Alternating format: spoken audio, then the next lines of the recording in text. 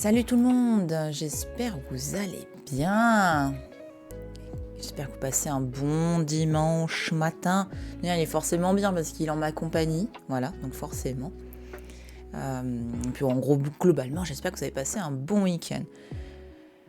Moi, je me suis préparé mon petit café là, tranquille. J'espère que vous aussi, hein, parce que moi, j'en ai bien besoin. Voilà. J'aurais bien dormi jusqu'à demain. Tu vois, ça j'aurais bien kiffé dormir jusqu'à demain. Ça m'aurait bien plu. Voilà. Alors aujourd'hui, le programme d'aujourd'hui, c'est de... Oh toi tu vas me saouler, toi tu vas me saouler. Le programme d'aujourd'hui, c'est les articles du dimanche.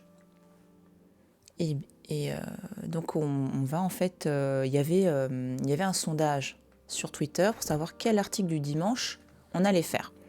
Je ne sais pas si vous vous souvenez, mais en gros, le sondage c'était entre un article qui explique en gros l'usage des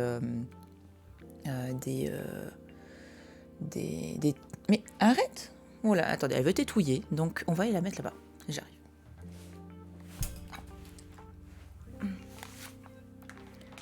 Hop, mon bébé. Allez, hop là.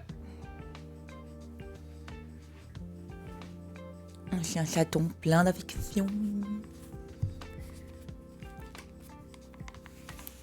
Voilà. Non mais, on va pas se laisser emmerder par un petit chat. Mais bon, quand elle est comme ça, elle n'est qu'amour. Et c'est compliqué.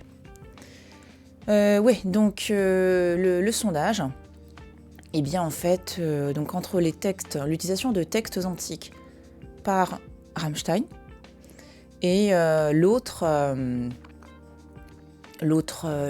article, c'était en proposition, c'était l'hypothèse, en gros, c'est un article autour de l'invention du marketing par l'Église. Voilà. Salut Aisium, comment tu vas? Bienvenue. Bienvenido. Donc voilà, le public a tranché et c'est Rammstein qui a gagné. Bravo Rammstein. Alors, attendez.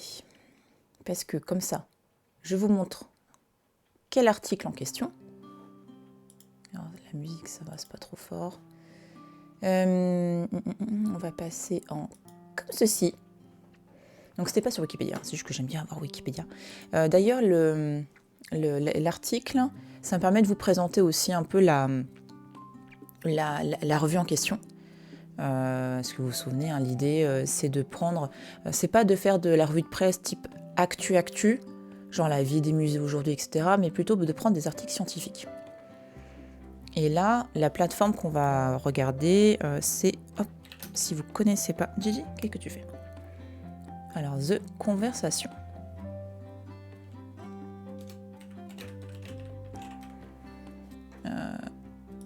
Voilà. Qu'est-ce que tu fous, putain? Ce chat est chiant. Tu es tellement chiante. Voilà. Donc, The Conversation. C'est vraiment une revue universitaire qui permet de laisser la parole aux experts universitaires. Et ma foi, c'est bien. C'est bien. Ça va et toi? Bah, ça va, merci. Je suis tranquille. Là, je suis en mode chill. Et puis, on va papoter ensemble. On va lire un article ensemble. Ça va être bien.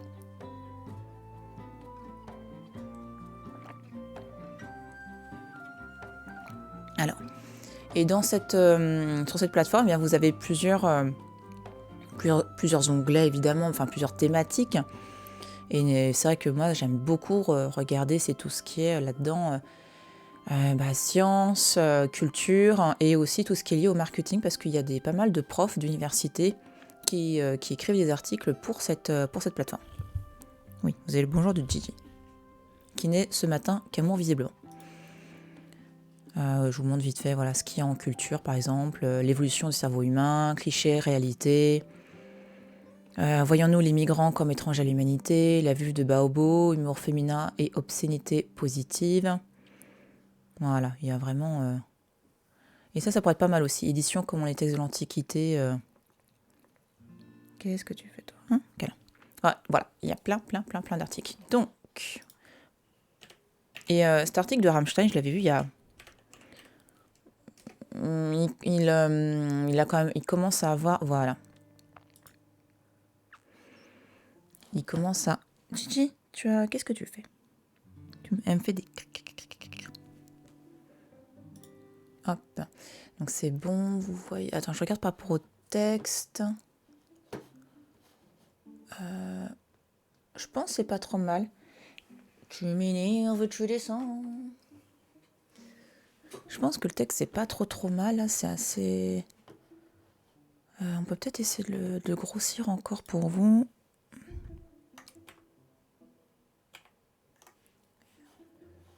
Et là, je pense... Attends. Je pense qu'on est pas mal. Si on fait un truc comme ça. Ouais, je pense que là, c'est pas trop mal. On va même le mettre en gros plan. Voilà. Nickel. Et cet article donc, a été publié en 2019. Donc il a été, je me souviens, en fait, il avait été publié quelques temps après, si je ne me trompe pas, la sortie justement de la musique qui est liée à cet article, hein, c'est-à-dire Deutschland. Attends, si je ne me trompe pas, c'est ça. Attendez, je l'ouvre, on va pas la... Voilà. Ouais, sorti le 28 mars 2019. D'ailleurs, ce que je vais faire, c'est que je vais vous mettre le lien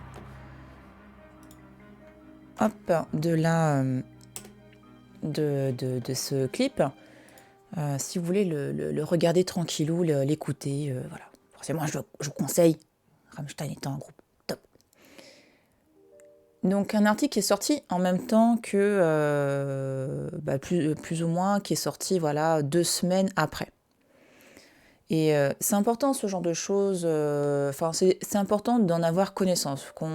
Qu'on fait la lecture d'un article scientifique, c'est toujours important même d'un article, hein, peu importe, hein, finalement, en gros tout ce que vous lisez.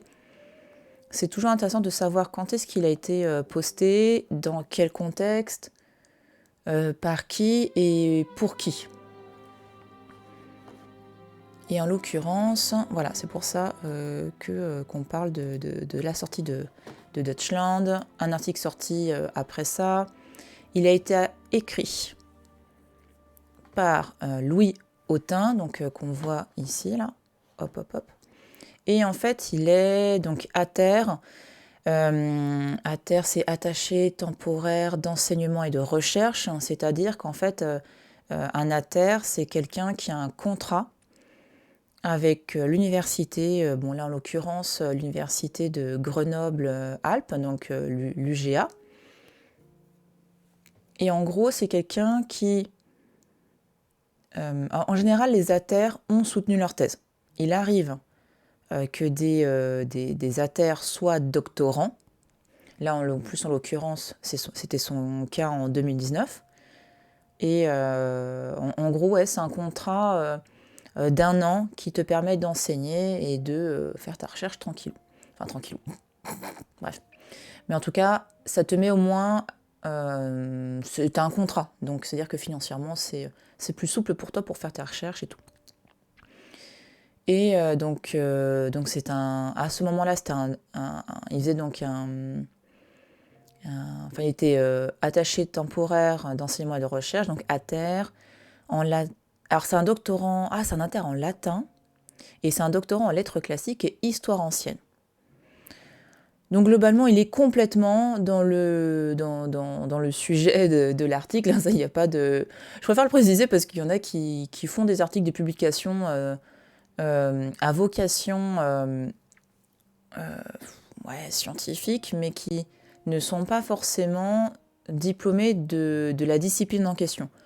Du manque le boulot, de sourcing et tout ça, de recherche scientifique derrière il est fait, il n'y a pas de problématique. C'est juste que la méthode va changer en fonction des de ta discipline, hein. Moi, en tant qu'historienne de l'art, j'ai pas la même méthode de travail que quelqu'un qui est en littérature. Enfin, voilà, on va avoir différentes... Il y a des choses qui vont être liées, forcément. Il y a des choses qui sont... enfin, qu'on fait tous, mais il y a des spécificités en fonction de la discipline, hein. Donc là, on est complètement dans sa discipline, hein, enfin. Et ce que j'aime bien avec The Conversation, c'est que je trouve qu'on n'est pas dans de l'article scientifique pur et dur. On est dans un travail exigeant, bien écrit, mais pas incompréhensible. Je trouve qu'il y a ce côté manière d'écrire qui est bien mis en avant. Enfin, on sent vraiment ce côté presse, ce côté, c'est quand même, il faut sentir vraiment la plume de la personne, son style, et avoir envie de transmettre quelque chose à un public qui a un minimum quand même de niveau d'études, on va pas non plus se mentir, ou alors qui a une habitude de lecture assez poussée. Donc là, peu importe le diplôme, si c'est quelqu'un qui, on peut tout à fait qui fait des articles assez poussés sans avoir fait d'études, voilà. Mais en tout cas, l'idée c'est de dire qu'il y a à la fois une forme d'exigence dans l'écriture et en même temps une certaine liberté, une certaine souplesse dans le style. Parce que quand on fait un article scientifique pur et dur, il y a beaucoup de normes, de conventions à respecter, donc forcément c'est pas... c'est pas forcément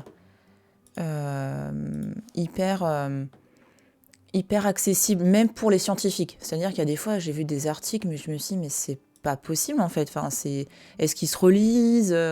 Enfin, il y en a, des fois on se dit, mais c'est une blague en fait. C'est beaucoup trop difficile et compliqué. Enfin, notamment par l'usage des mots, etc. C'est vraiment...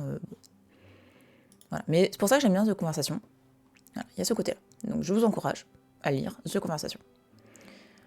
La déclaration d'intérêt, donc ça c'est pas mal parce que justement, The Conversation, l'idée c'est que ils mettent en avant l'aspect justement non commercial, la liberté d'expression et surtout de ne pas dire qu'il parle ou qu'il écrit pour vendre quelque chose ou enfin en gros de la pub dissimulée ou alors une entreprise derrière, enfin en gros vraiment l'aspect libre de la recherche.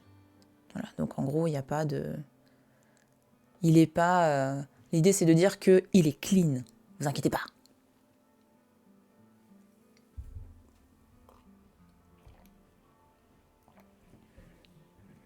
Et l'UGA, donc, dont fait partie Louis Hautain, c'est une université partenaire. Salut Pauluche, comment tu vas? Quoi de neuf? Bienvenue. Bienvenue à toi. Et autre chose aussi importante à signaler, tu as... The Conversation est vraiment très axé Creative Commons. Enfin, là, il y a ma tête... attendez, que je vous montre. Voilà. Hop, voilà, vous voyez. Tuk, tuk, tuk. Du coup... Ouais, c'est bon. Je regarde par rapport à moi l'écran, que vous ne soyez pas... Voilà, c'est mieux comme ça.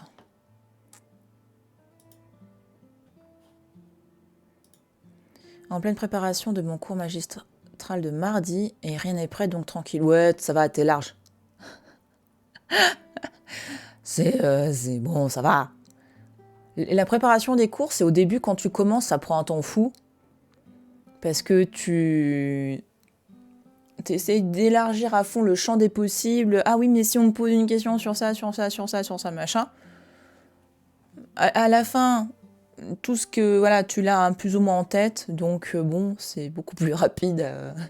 C'est pour ça, t'es tranquille, on est tranquille, voilà. Donc c'est bon, t'es large.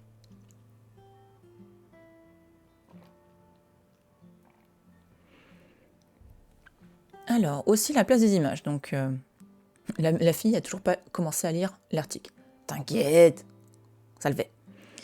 Euh, dans la place des images est... Enfin, c'est con, mais là, c'est mon boulot d'historienne de l'art, quoi. La place des images est toujours super important dans un article et aussi quelles images on prend. Et là, on a en œuvre, on a donc un tableau qui s'appelle Germanicus devant les restes des légions de Varus par Lionel Royer, 1896, Musée du Mans. Wikimédia. Voilà. Et là, c'est pareil. C'est rigolo parce que là, moi, tout de suite, avant de commencer la lecture de l'article, je me dis, là, on va avoir... Enfin, je trouve qu'il y a une mise en abîme. Je ne sais pas si ça a été fait dans ce sens-là, mais je pense que ce doctorant lié entre les lettres classiques et l'histoire, là notamment, nous montre une représentation d'un fait ancien, antique, par un peintre du 19e. Et pour moi, il y a une sorte de mise en abîme avec l'idée de les textes antiques par un groupe de musique au XXIe siècle. Enfin, je trouve qu'il y a, malgré... je trouve que ça transmet direct un peu cette idée de... On va voir comment... là, en gros, comment les textes antiques, en fonction de l'époque, ça a été utilisé ou pas. Donc on fera un tour peut-être plus... Enfin, je voudrais juste regarder Lionel Royer, ce qu'il a fait comme autre... parce que je suis curieuse de savoir qu'est-ce qu'il a fait dans... comme œuvre. En plus, ça permet de voir sa bouille. Alors... peintre français... Grande scène de la vie de Jeanne d'Arc... à la basilique du Bois Chénu à Domrémy, ainsi que du tableau Vercingétorix, jetant ses armes. Ah, mais est-ce que c'est pas... Mais il est hyper connu, ce tableau, je sais pas vous, mais moi, je l'avais dans mes manuels d'histoire. C'est marrant parce que toi, c'est toute cet imaginaire des références antiques. Comme évidemment... on n'a pas énormément d'illustrations de l'époque. On va utiliser les images faites... Enfin, parce qu'on a envie d'illustrer, tu vois. On a envie... juste du texte dans un bouquin, c'est chiant. Donc on a envie de mettre des images, et du coup, les images qu'on prend, en général, c'est des représentations d'artistes, en général, effectivement, 19e, parfois du 17e, du 18e aussi. Mais c'est marrant parce que du coup, ça transmet forcément une vision d'une époque selon une époque, tu vois. Et encore même, encore même, après en parler Sabine, mais même plus loin, d'une personne. Et là, en fait, moi, de ce que je vois là, de la peinture et de l'autre peinture, on est clairement chez un peintre purement académique, c'est-à-dire qui fait un art officiel. Donc, qui dit art officiel, dit art qui plaît à l'État, au gouvernement, donc qui représente ce que le gouvernement veut bien voir, quoi, tu vois. Il y a en gros qui va montrer des valeurs que le gouvernement va encourager forcément. Oui, avec le bon Gaulois moustachu, je te jure. Il est magnifique. Regarde-moi cette moustache. À la rigueur, le truc qui me semble, moi, crédible là-dedans, c'est la customisation du cheval. Sabine, comment tu parles ? Non, mais le côté... les peuples les peuples du territoire national, pour ne pas dire la France, parce qu'à ce moment la France n'existe pas, effectivement, il y avait plein de bijoux, des bijoux, des motifs, des ornements pour les chevaux. Magnifique la moustache, mais oui, magnifique. Voilà. J'aime bien lui, la tête qu'il a, lui, là. Attends, je trouve que... Lui, là, c'est... Il y a un truc incroyable qui se passe dans son regard. Il se dit, oh putain, c'est lui, en fait. C'est vrai qu'il a une belle moustache. Non, trouve pas qu'il est en train de se dire ça, là ? Moi, je trouve qu'il est clairement là-dedans. Enfin. Oui. Sabine, reviens-t'en. Oui, attends. Ah oui, puis aussi le mythe du Gaulois roux, hein, forcément. Forcément. C'est beau. Donc, je vérifie quand même. Voilà, École des Beaux-Arts. En plus, c'est Daron dans l'art, c'est Cabanel et Bougreau. Cabanel, si vous vous souvenez, hein, c'est celui qui a peint une magnifique Vénus qui est direct entrée, qui est direct entrée dans les collections de Napoléon III. Voilà. Recitons les choses. Hein. Donc en gros, on est vraiment dans une représentation académique du passé. Donc là, pour ça, je trouve c'est intéressant que l'auteur Louis Autain ait utilisé cette œuvre-là. Après, il faudra qu'on regarde aussi la scène en elle-même. Mais peut-être qu'ils vont en parler après dans le texte, donc on va peut-être se laisser un petit peu on va peut-être commencer la lecture, hein, quand même.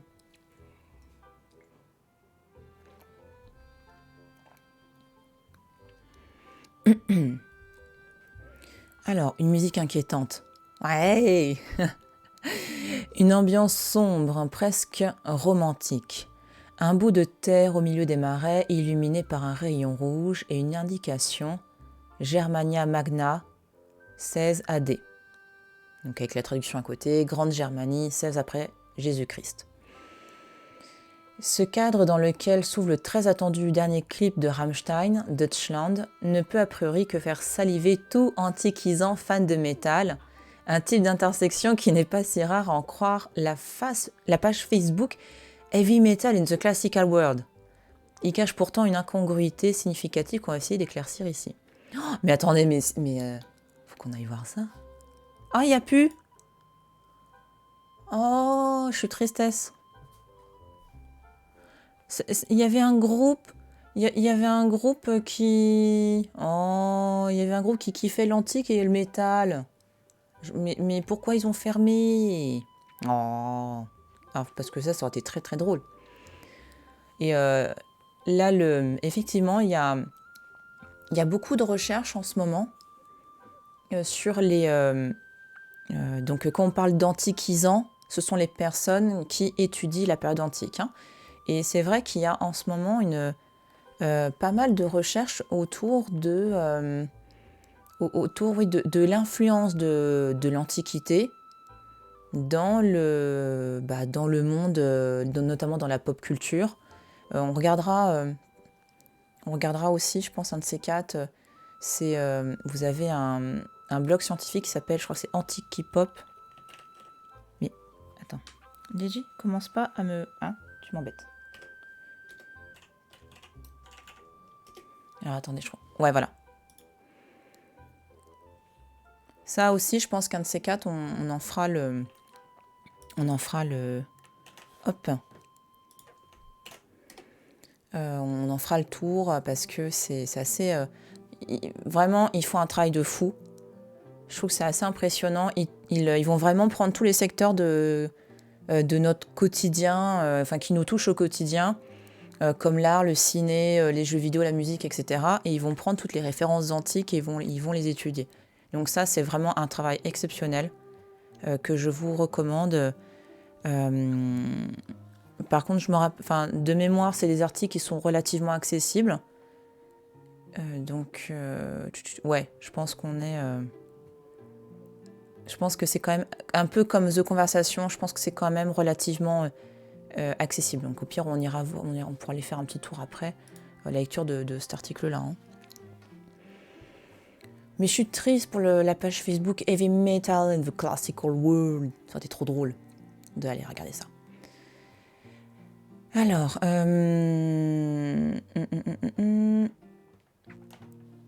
de retour après 10 années de quasi-silence, mais oui, ils nous ont manqué, hein, du moins du côté de la création musicale, parce qu'il y avait les concerts évidemment, Rammstein présentait donc le 28 mars à 18h le premier single de son nouvel album. Le court-métrage réalisé par Spectre Berlin revisite l'histoire de l'Allemagne en un certain nombre de temps forts, de la peste bubonique à la Rote Armee Fraktion, je pense qu'on dit d'ailleurs, en passant par les camps de la mort, ce qui a donné lieu au passage à une polémique probablement stérile. C'est pas probablement... Enfin non, elle est stérile parce on a très souvent attaqué Rammstein parce que forcément ce sont des Allemands, voilà. Il y a eu beaucoup de polémiques complètement stupides. Enfin pardon, là je donne mon avis, mais parce que ça m'énerve. Ouais, voilà, probablement. Mais alors, je pense que le probablement, c'est pour expliquer le fait pourquoi un groupe chantant allemand est direct qualifié de nazi. Voilà.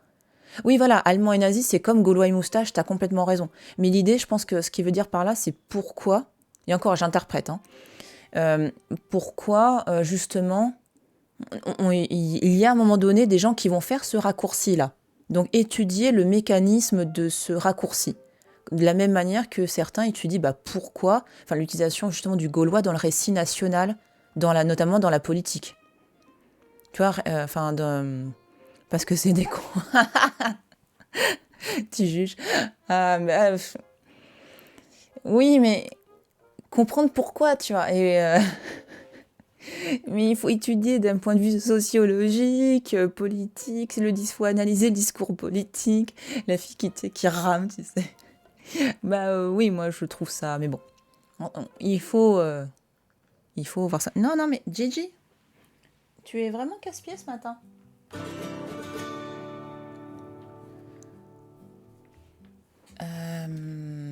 Merci. Sidu. Merci pour ton follow. Bienvenue. Donc voilà, effectivement, il y a eu ça. Il y a eu vraiment cette période de hey, Rammstein, ils chantent allemand, et puis ils sont fiers de leur patrie. Alors, non, en fait. Non. Donc probablement stérile sur les supposés fantasmes néo-nazis du groupe qui a toujours professé ses convictions antifascistes et son ancrage politique à gauche, fournissant d'ailleurs une de leurs meilleures chansons. Ça doit être Links, ouais voilà. Donc dans cette vidéo effectivement, dans ce clip, il y a une revendication claire du groupe Rammstein pour son côté à gauche et qui justement critique ouvertement le fascisme et notamment lié.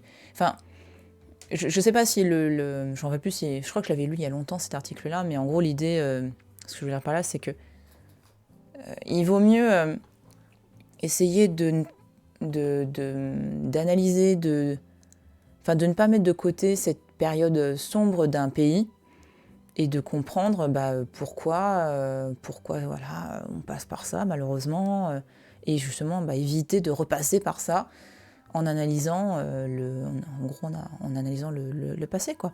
Et c'est vrai que moi j'ai toujours été je trouve que Rammstein est un groupe hyper intéressant par rapport effectivement à son ancrage politique parce que ça m'a toujours fait rire le côté c'est des néo-nazis. Non mais faut juste lire et écouter ce qu'ils disent en fait. Eux ils se revendiquent clairement de gauche, de l'équivalent de gauche. Je sais pas si c'est la même chose en Allemagne. Je crois oui, mais en gros l'équivalent gauche en France quoi.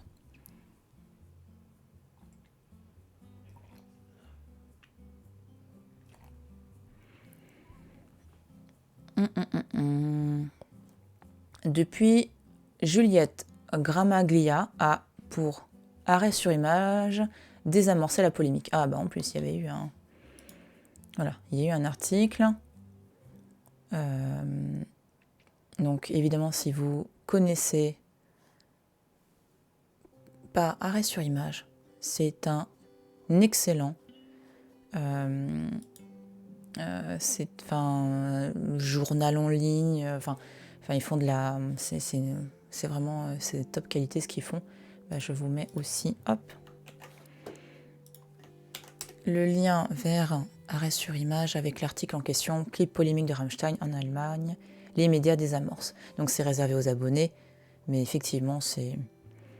Voilà. Enfin, c'est vraiment un excellent média. Hop. Ensuite, l'image du clip. Il n'est cependant pas question ici des convictions du groupe de métal industriel allemand, pas plus d'ailleurs que de l'intérêt musical de ce nouveau morceau, dont les synthés rétro et les riffs plutôt efficaces peineront, peut-être, à enrayer l'impression de lent déclin que donnent les 6 membres depuis les chefs-d'œuvre Motor et Rise, respectivement 2001 et 2004. Bon là c'est un petit peu l'avis... Enfin, sauf la première partie de... Attends, parce que du coup, finalement... Ah, d'accord, donc ce qu'il veut dire... L'idée, c'est de dire qu'en gros, il y a eu pas mal aussi de polémiques. Parce que du coup, là, ce paragraphe-là, il ne sont pas question ici des convictions. Pas plus d'ailleurs que de l'intérêt musical. Dont les synthés peineront peut-être à enrayer. D'accord, non, en gros, c'est comment l'auteur va comment lui, il va, comment dire, pas son parti pris, mais en gros, comment lui en gros, c'est sa position. En gros, l'idée, c'est pas de parler de musique. En gros, il va pas parler de la qualité musicale du clip, ni de parler des convictions politiques du groupe. C'est juste que là, bon, après, c'est comme je vous disais, hein, The Conversation, l'intérêt aussi, c'est que c'est un style plus libre. Et bon, là, c'est aussi l'idée un peu de donner un ressenti général, enfin un avis, etc. En gros, il explique sa méthode. Voilà, c'est ça le mot que je cherchais, c'est la méthode, sa position et la méthode. On ne commentera pas non plus l'imagerie grandiose, la photographie magnifique ou le format panoramique du film, tous éléments qui illustrent une fois de plus la capacité de Rammstein à s'entourer des meilleurs créateurs visuels et leur sensibilité au spectacle tout autant qu'au son. Car un élément beaucoup plus discret, mais tout aussi intéressant, aura retenu l'attention de qui connaît un peu la période sur laquelle s'ouvre le clip Deutschland, précisément cette date de 16 après Jésus-Christ. Celle-ci est à plusieurs titres étranges, et se demander pourquoi cette borne précise a été choisie peut amener à une réponse surprenante, qu'on en juge. Donc ouais, là, et ça c'est courant dans les articles scientifiques, hein, tu dis en gros sur quoi tu vas travailler et potentiellement sur quoi tu ne vas pas parler. En gros, de nouveau, tu expliques ta méthode, ça c'est très courant dans les articles scientifiques. Hein. Donc c'est une introduction, globalement. Et là, avec sa problématique, et surtout, pourquoi la date de 16 après Jésus-Christ, et la problématique que ça implique, pourquoi cette date? Parce que c'est une date pas anodine. Voilà, concrètement, c'est ce qu'il nous dit. C'est ça. Et il va bosser, en gros, il va s'en dérouler après, c'est expliquer pourquoi cette date, qu'est-ce qu'elle incarne, et en gros, qu'est-ce que ça va impliquer pourquoi c'est un détail qui a retenu son attention. Donc en gros, on s'en fout de la musique, on s'en fout de la photo, etc. L'idée, c'est vraiment d'analyser ce choix précis d'une date dans un clip. Hop. Non, là c'est mieux. Le territoire germain dans l'Antiquité. Rammstein choisit donc d'ouvrir son clip sur les tentatives de conquête de l'Empire romain en Germanie au tournant du 1er siècle avant et du 1er siècle après Jésus-Christ. Le cadre de l'ouverture évoque bien ce qu'était le territoire germain dans l'Antiquité. Un espace difficilement praticable, recouvert de forêts, à la différence par exemple de la Gaule pendant la conquête de César, émaillé de marais, bref, un pays difficile d'accès pour les Romains et en même temps susceptible de nourrir tout un imaginaire contemporain. Oui, il y a ce côté... Il y a même un peu le... C'est vrai que moi, je me rappelle quand j'avais vu le début du clip de, de Rammstein, ça me faisait penser à l'une des séquences d'intro de Gladiator, le film, où on les voit de mémoire. C'est plus ou moins la même, enfin, pour moi, c'est plus ou moins ça. Enfin, c'est peut-être pas exactement précisément ce passage historique, mais en tout cas, le héros, il est dans pareil, dans ces sortes de contrées pleines de forêts avec ces peuples germains voilà, qu'ils combattent tous, quoi. Donc si vous n'avez pas vu Gladiator, bon, ça vous parlera peut-être pas, mais pour les personnes qui ont vu Gladiator, moi, ça m'a fait penser, en fait, cette séquence dans le clip de Rammstein, ça m'a fait penser à ça. Ça m'a fait penser à ça dans Gladiator.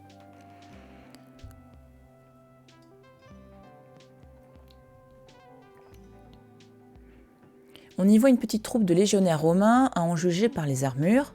On passera sur les anachronismes. Bon, bah mais c'est compliqué. C'est compliqué. La question, ouais, quelqu'un qui peut-être qui me dire non, c'est pas si compliqué que ça, voilà. Mais bon, peut-être qu'ils n'avaient pas de spécialistes sous la main pour les armures romaines. Progresser de nuit jusqu'à un arbre où sont pendus quelques cadavres. Devant celui-ci, une barbare, peut-être une prêtresse, finit de décapiter un cadavre qui se révélera être celui du chanteur Till Lindemann, un loup à ses côtés. Les plans de coupe, éclairés en rouge, semblent montrer des germains. Après l'écran titre, la scène se clôt en même temps que la musique débute et accompagne la charge de la petite troupe romaine.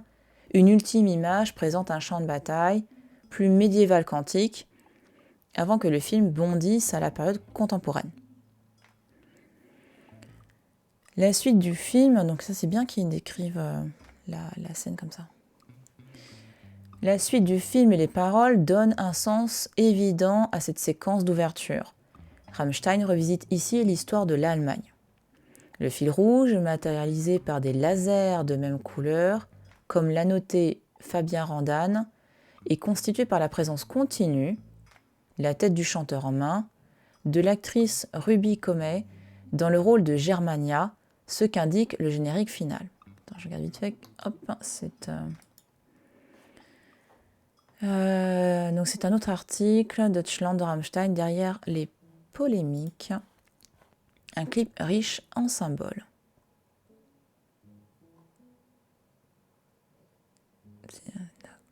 Ah, ça dit quelque chose cet article aussi.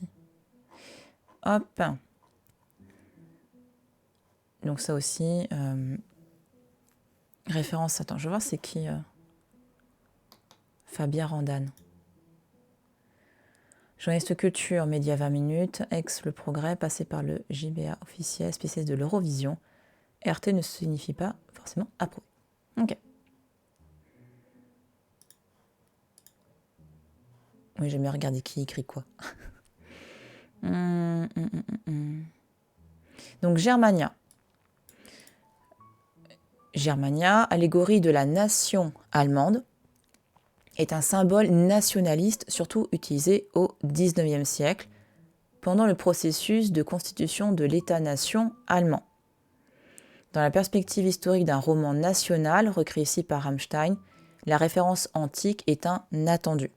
Donc voilà, c'est ce qu'on disait un peu plus tôt avec le tableau. Bah là, voilà, là c'est une représentation de Germania, ici, de Lorenz Classen. Effectivement, donc ça, là-haut, les références antiques 19e, donc il y avait ce sens, comme je vous disais, moi quand j'ai vu le tableau, je me suis dit, tiens, est-ce qu'il va y avoir cette mise en abîme de la manière dont une époque voit l'Antiquité, notamment le 19e siècle? Et ben oui, voilà. Parce qu'effectivement, Germania est un personnage symbolique, donc là, elle était incarnée par elle, par cette actrice, donc Ruby Comey, c'est ça? ouais, Ruby Comey. Elle incarne Germania dans le clip.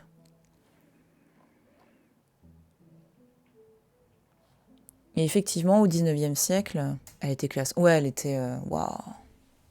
C'était impressionnant. Enfin... En plus, sur le coup, je me suis dit, tiens, c'est une mannequin. Enfin, dans sa manière, voilà. Mais c'est impressionnant. Enfin, ça... Elle était... Effectivement, elle est hyper classe, quoi, dans le clip. Et au 19e siècle, on a effectivement dans plusieurs pays qui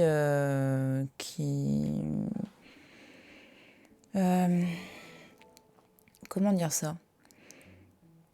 En fait, c'est souvent lié aussi à des dynamiques d'expansion territoriale, tout ça. Hein, tout ce qui est constitution de ce qu'on appelait le roman national. Il y a eu, c'était souvent lié à derrière des conquêtes, alors soit de la colonisation, soit enfin aussi par rapport aux guerres qui ont insufflé un besoin de se questionner de l'histoire du pays. Et évidemment, dans certaines perspectives, enfin même dans plusieurs, ça a poussé sur des problématiques nationalistes, voire fascistes. Hein, on va pas se mentir. Hein, c'est pour ça que pour moi, l'auteur utilise le... D'ailleurs, ce terme de roman national, je serais assez curieuse de voir un petit peu, je dirais, son...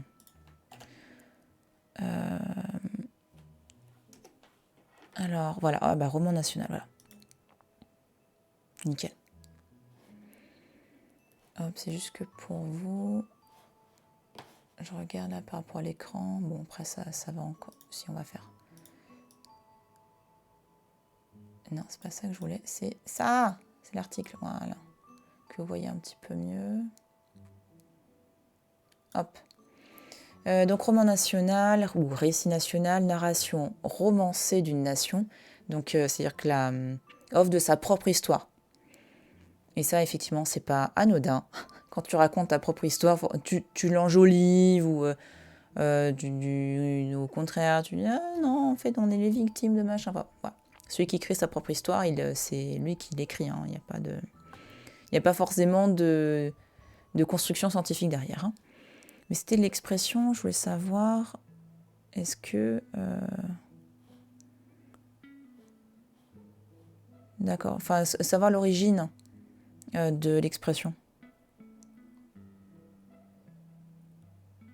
La question du roman... Ouais, il n'y a peut-être pas de... Ouais, j'ai l'impression qu'il n'y a pas de... Enfin, l'expression n'est pas forcément... Enfin, c'est pas forcément l'origine de l'expression. Alors, oui, voilà, c'est ce que je vous disais. La première fonction du roman national est la valorisation du groupe. Ainsi, les manuels scolaires de la Troisième République française exaltaient-ils les grands penseurs des Lumières françaises? Je trouve que cet article mériterait peut-être... Ouais, voilà, c'est une ébauche. Ça sent, c'est... Alors que je trouve un sujet très important. C'est pas Michelet. Ah. Alors, attends. Je vais faire comme... Michelet. On va regarder.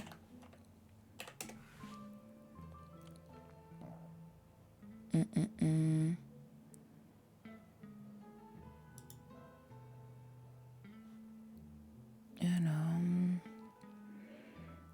Donc Michelet qui est un historien, pardon, j'ai pas précisé, du 19e. Pour avoir donné naissance à travers ses ouvrages historiques à une grande partie du roman national. Attends, là il y a une petite note, je vais aller voir vite fait. C'est laquelle? Ah oui. Construction mythifiée l'histoire de France. Quelle histoire pour la France? Ok. Biographie, influence... Historicisme, postérité, controverse, peut-être dans controverse.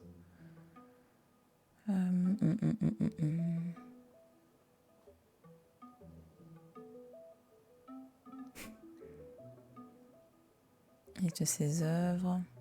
Mais effectivement, en tout cas, oui, il est clairement lié à ça. Et en fait, c'est juste que je me demandais est-ce que l'expression a été utilisée à ce moment-là. C'était... ouais. Mais vu que pareil, là, tu vois, ils le mettent en entre guillemets, il y a vraiment ce... Attends, ce que je voulais voir... Origine. Ouais, origine Michelet apparemment, effectivement. Alors... 2000 ans que ça dure, le roman.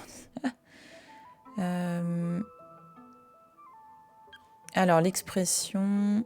Alors, c'est l'histoire.fr. L'expression roman national, popularisée par Pierre Nora. Donc, également, Pierre Nora était également un historien de mémoire. Pierre Nora, c'est plus... c'est plus contemporain, mais est-ce qu'il est encore... Ah, ok, il est encore... je pensais qu'il avait été...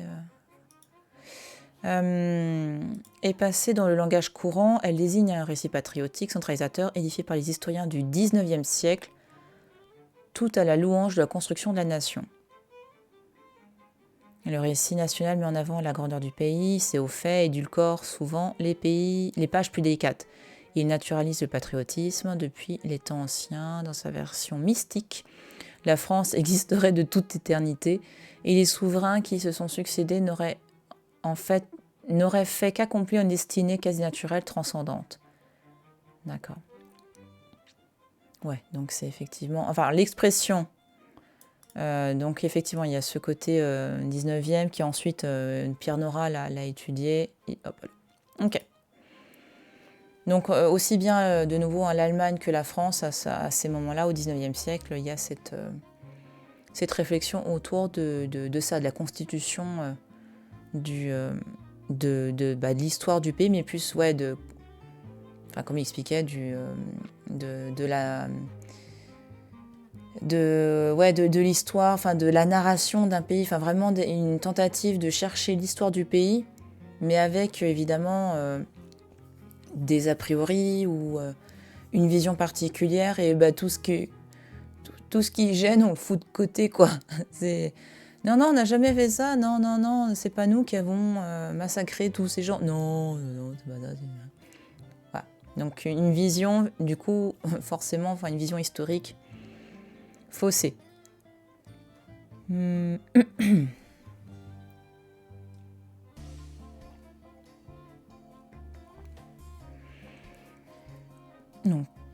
je reprends l'article. En effet, les rétroprojections du nationalisme allemand n'hésitaient pas à faire remonter les racines du Reich à la période romaine.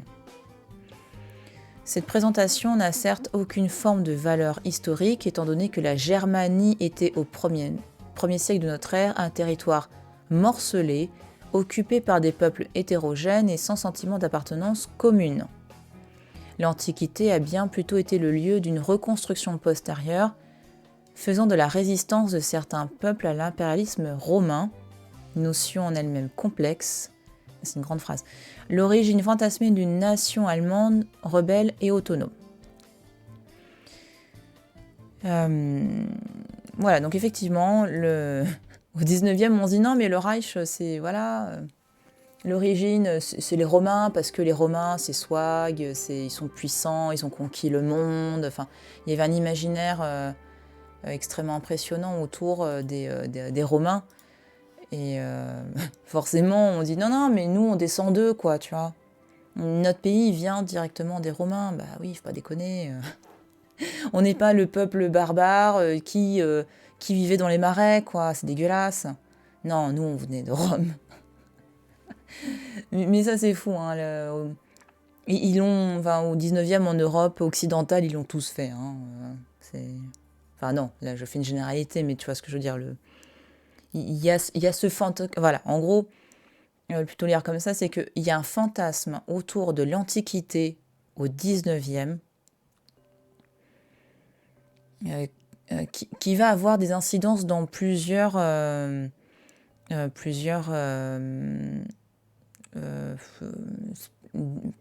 disciplines, dans plusieurs secteurs, le secteur artistique, la création de l'histoire, même un peu la politique, quoi. Enfin, il y a une influence de cette vision de l'antique. On se dit non, mais forcément, on descend d'eux. Enfin, c'est notre héritage. Bon, voilà. Il y a vraiment ce fantasme qui est extrêmement présent. De la même manière, l'Antiquité avec ses statues blanches, il y a ça qui est vraiment mis en avant. Enfin, voilà, on kiffe l'antique. Et l'antique gréco-romain. Faut pas déconner, on va commencer à avoir un peu la peau non blanche. Oh mon Dieu, quelle horreur, quoi. Tu vois, c'est... Et c'est un héritage qui a perduré au-delà du 19e.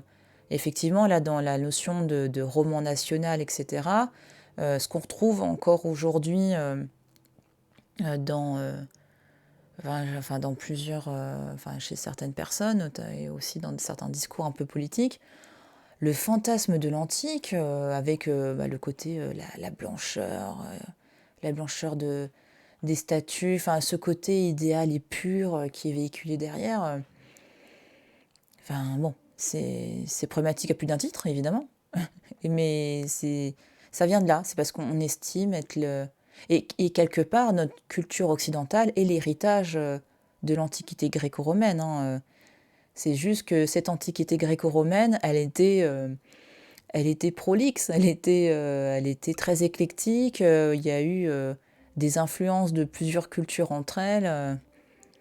En gros, tout le bassin méditerranéen a influencé aussi l'Antiquité gréco-romaine. Donc bon, la mondialisation n'a pas commencé au XXe siècle. La mondialisation a commencé dès l'Antiquité. Donc les peuples se parlaient et ils se mélangeaient et voilà. Donc ça me fait toujours rire tout ça. Enfin, ça devrait me faire pleurer peut-être, mais je préfère en rire pour l'instant. Alors, étant donné territoire morcelé occupé par des peuples hétérogènes, et ça sur le territoire, c'est marrant parce qu'à la fois donc, sur le territoire allemand et le territoire français, c'était la même. C'était plein de peuples différents et ils n'étaient pas forcément fédérés, ce qui a assez bien montré d'ailleurs, alors pas pour le territoire français, enfin national français, mais pour le territoire avec l'Angleterre, avec notamment la série Kaamelott, sur les différents peuples qui doivent se fédérer. Cette série, c'est le livre 6, Rome, montre très bien ça. Je trouve ce côté... on le voit dans les différentes saisons de Kaamelott, mais il le montre assez bien, ce côté fédéré. Qu'il faut fédérer parce que les territoires sont très morcelés. Il n'y a pas de... Voilà, il n'y a pas... nous, ce qu'on vit aujourd'hui avec les nations, ça n'existe pas du tout, évidemment, durant l'Antiquité. Ça existe à la rigueur avec l'Empire romain, mais c'est encore autre chose. Le rêve d'une Germania Magna. Donc Germania Magna, grande Germanie, si je ne me plante pas. De fait, dans le discours nationaliste du 19e, 20e siècle, le point de départ de cette geste allemande n'était pas situé en 16 après Jésus-Christ, mais en 9 après Jésus-Christ.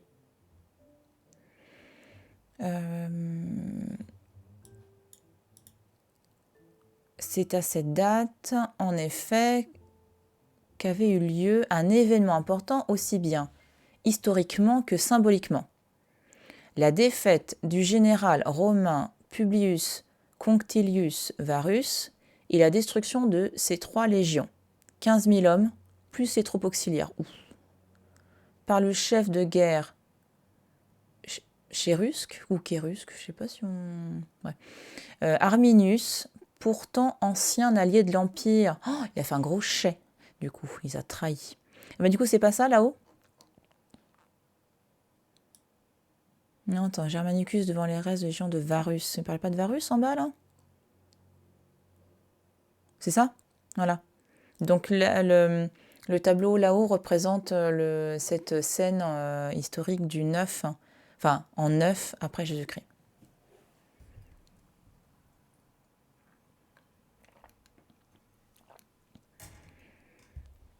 Événement traumatique pour les Romains, tout d'abord du fait des pertes humaines.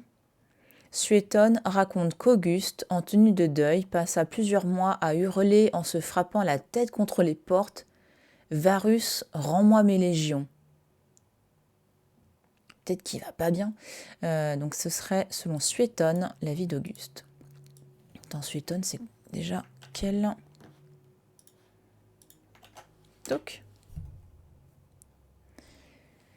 Alors... Cette illustration, elle est incroyable.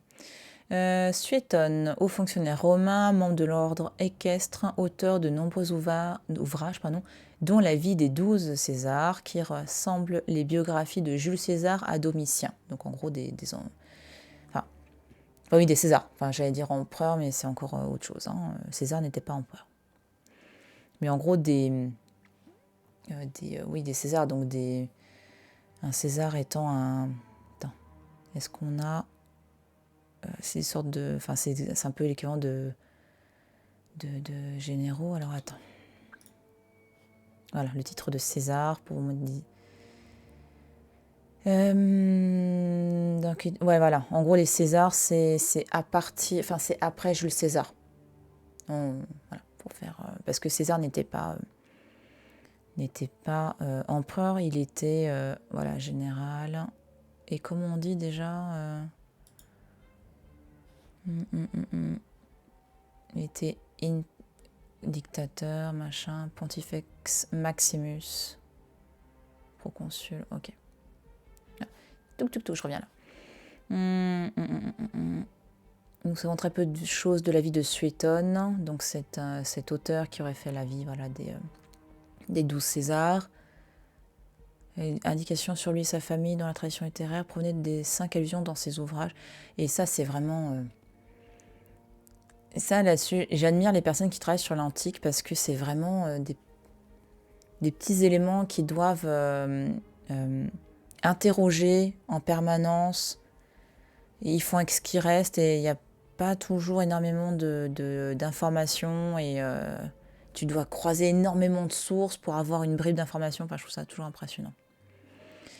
Donc Suétone, 70 après Jésus-Christ, 122 après Jésus-Christ pour ces dates.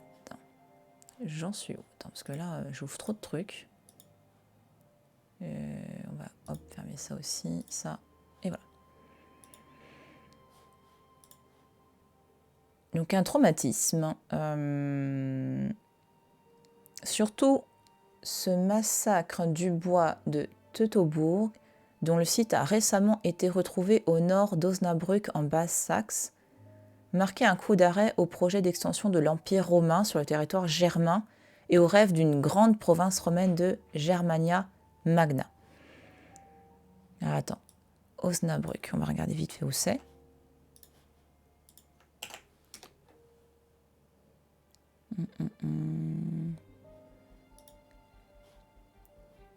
Voilà. Donc apparemment, ce serait là le lieu de cette bataille. Donc hop. Ok. Pour nous situer un petit peu. Ok, par rapport à Cologne, Düsseldorf et compagnie. Ok.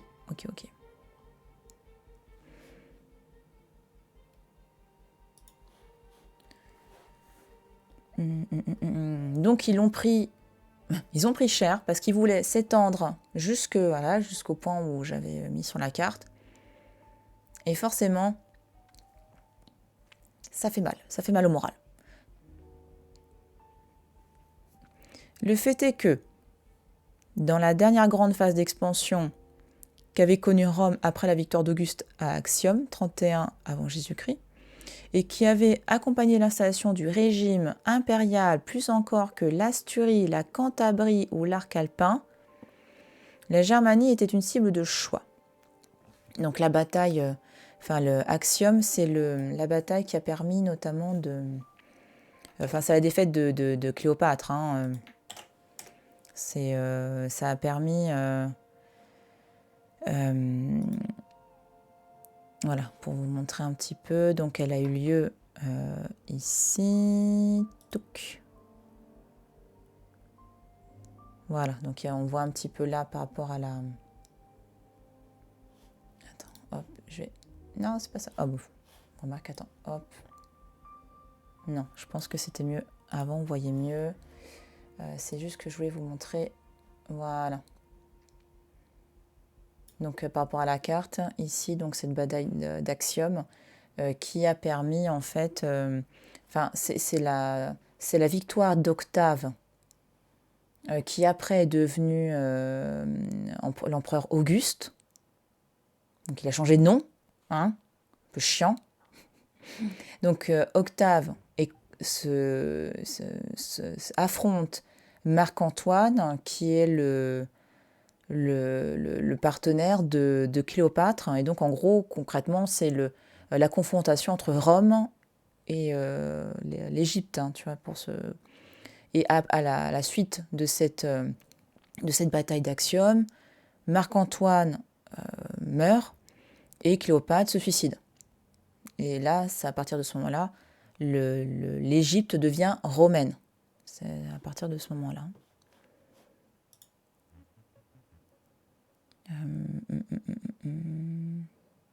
Ah oui, et Octave, voilà. Octave est le fils adoptif de Jules César. Et la notion de fils adoptif est hyper importante à Rome.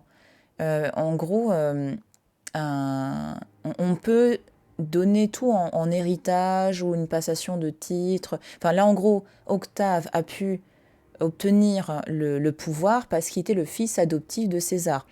Et dans l'Antiquité romaine, ton neveu peut être adopté par... Enfin, tu vois, tu peux adopter ton neveu. En gros, l'idée, c'est de choisir la personne qui va... Enfin, ton héritier, voilà, pour faire simple. Et c'était très courant, notamment chez les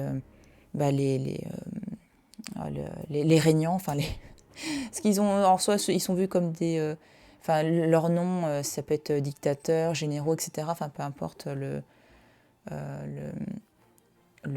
nom, mais en gros il y avait une politique de transmission, un héritage comme ça de pouvoir, parce que suffisait que tel enfant on ne le voit pas au pouvoir, etc. On va en adopter que ce soit de la famille ou pas. C'est très souvent de la famille d'ailleurs.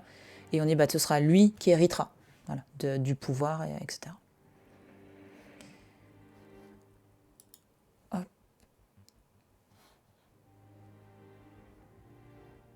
On a été où? Alors attends, la grande phase d'expansion qu'avait connue Rome après la victoire d'Auguste et qui avait accompagné l'installation du régime impérial, plus encore que l'Asturie, la Cantabrie ou l'arc alpin. Attends, l'Asturie. Enfin, c'est beaucoup d'onglets ouverts, hein, mais en même temps, c'est plein de... L'Asturie, par exemple, je sais, pour moi, c'est tout ce qui est Espagne. Voilà, nord-ouest de l'Espagne. Je préfère vraiment... parce que j'ai peur de tout mélanger. Voilà. C'est le nord-est de l'Espagne, c'est bien ça. Donc, conquête romaine en Égypte, nord-est de l'Espagne, l'arc alpin et enfin la Cantabrie. Hop. Ah, c'est pareil, c'est plus... D'accord. Ok, par contre, Cantabrie, j'avais pas entendu ce nom me disait rien. Donc l'Espagne, globalement. Enfin, le nord de l'Espagne.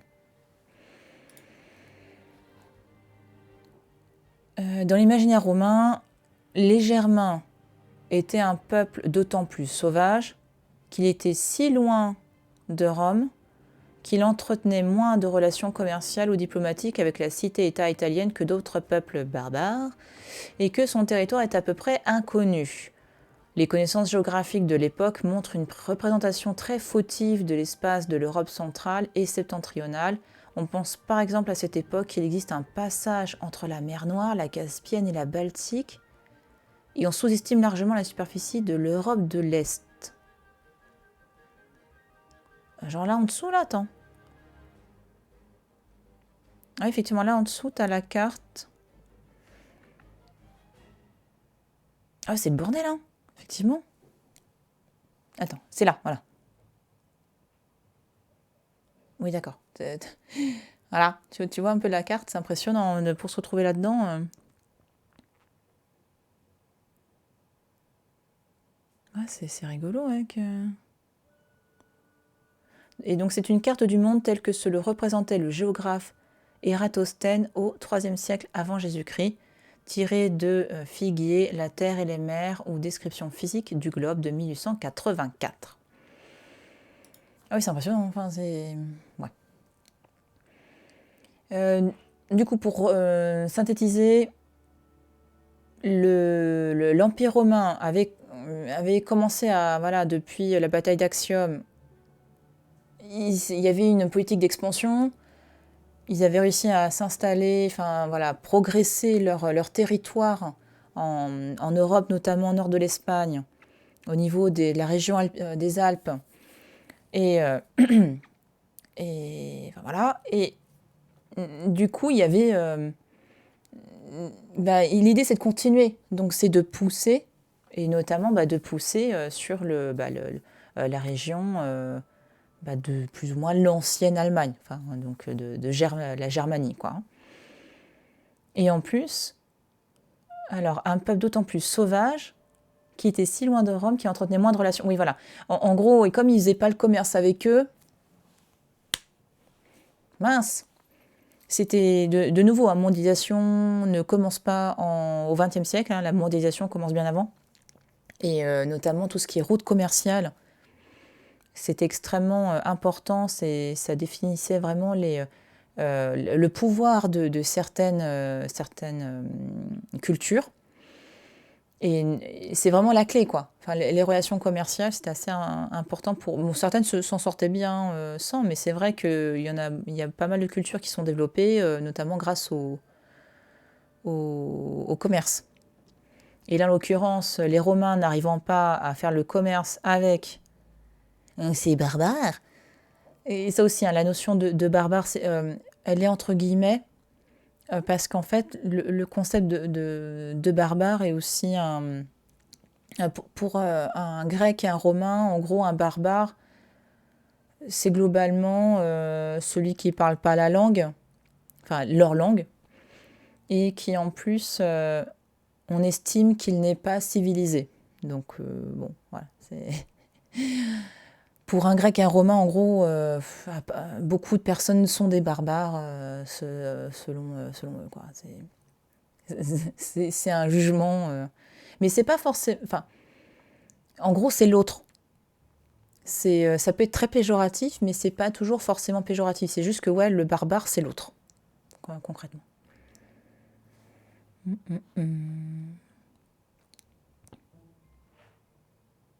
Guerrier redoutable. Ah oui, pardon, j'ai trop... Hop, je suis trop... Voilà, là c'est bien.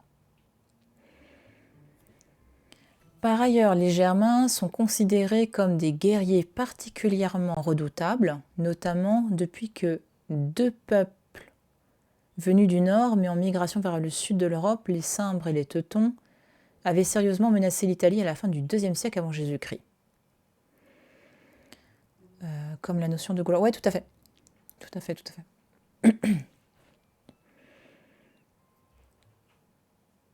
On parle des Gaules, les noms de la Gaule, je crois bien. Ouais, tout à fait. En fait, il y avait un peuple qui s'appelait les Gaulois, hein. C'est juste que c'était pas un peuple qui occupait tout le territoire. C'était vraiment...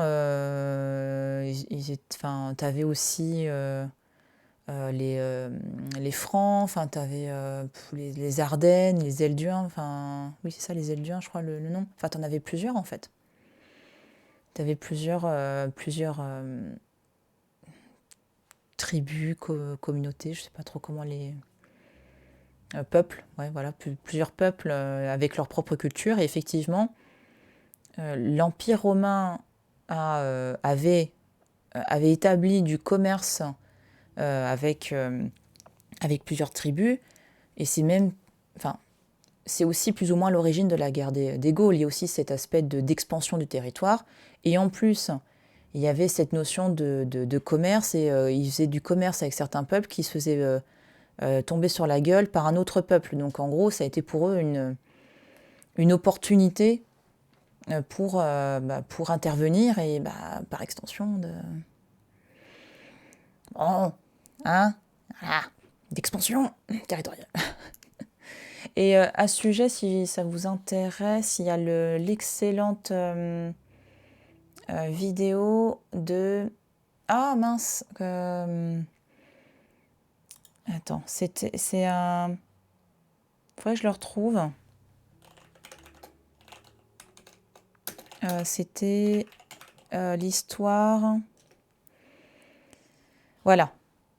Confession d'histoire. Salut Majouk. Bien bonjour les troubadours. Salut, salut. Donc voilà, ça c'est... Voilà, calme-toi le YouTube. Ça, c'est une excellente émission humoristique. C'est juste pour vous mettre le lien. Je vous conseille forcément de... Voilà, je vous conseille de la regarder. Qui parle de la guerre des Gaules de manière humoristique et qui remet un petit peu en avant tout ça.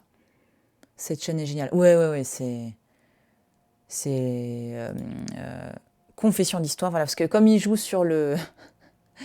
c'est assez... c'est très drôle ce qu'ils font, donc forcément... Mais ça fait un moment qu'ils ont plus fait de... il y a 6 ans... Médiéval... Attends, je regarde... Ouais, ça fait longtemps. Hein. La dernière vidéo date d'il y a 3 ans. Je suis abonnée à cette chaîne. Ouais, elle est cool.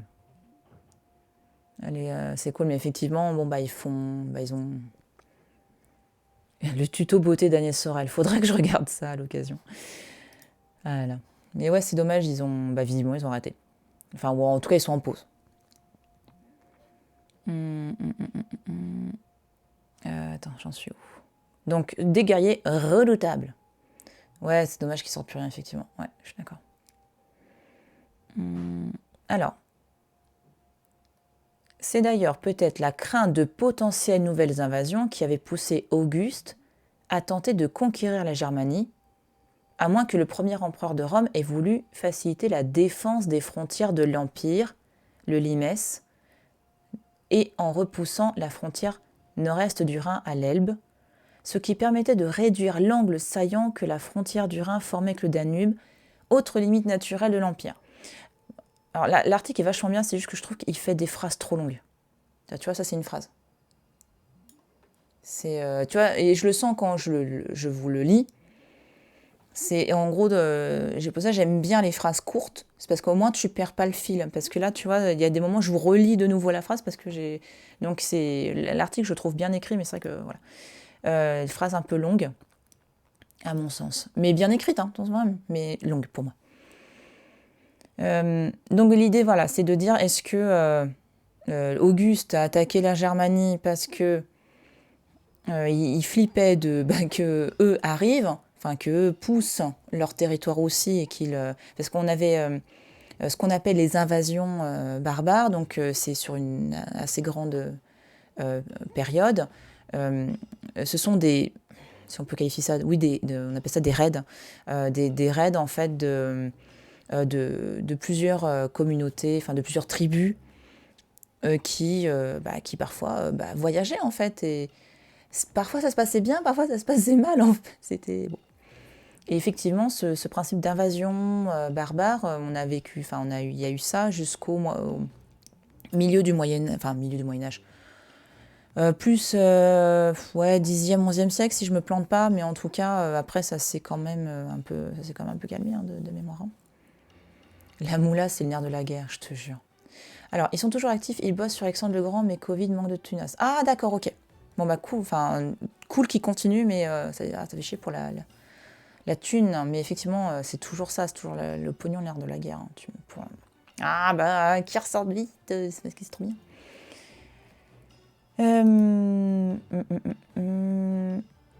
Et donc, alors, soit c'est parce qu'Auguste flippait de cette potentielle invasion, soit c'est parce qu'il voulait effectivement il y avait une partie de l'Empire, en gros, c'était un peu chiant. Il parle de l'angle saillant, donc en gros Enfin, c'est pas qu'une question d'expansion du territoire, c'est juste que une certaine partie du territoire, c'est un peu chiant d'y aller, donc ça aurait été plus simple pour eux d'avoir la Germanie de leur côté.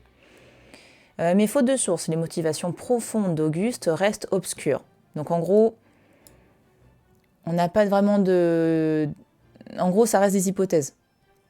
On n'a pas voilà, on n'a pas vraiment de témoignages ou de sources